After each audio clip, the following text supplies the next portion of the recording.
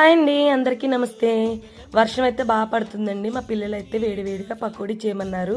నేనైతే ఉల్లిపాయ పకోడీ చేయడంలో చాలా ఎక్స్పర్ట్ అండి. అసలు చాలా బాగా చేస్తాను.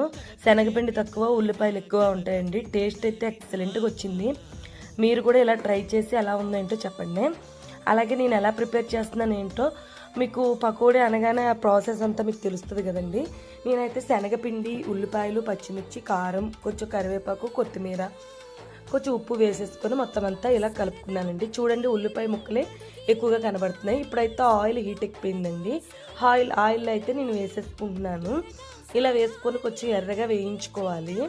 ఇలా వేయించుకున్న వాటిని తీసుకొని సర్వ్ చేసుకుంటే అండి, ఇలా వర్షం పడుతున్నప్పుడు టీవీ ముందు కూర్చొని వేడి పకోడీ తింటుంటే అబ్బబ్బబ్బా సూపర్గా ఉంటుంది కదండి.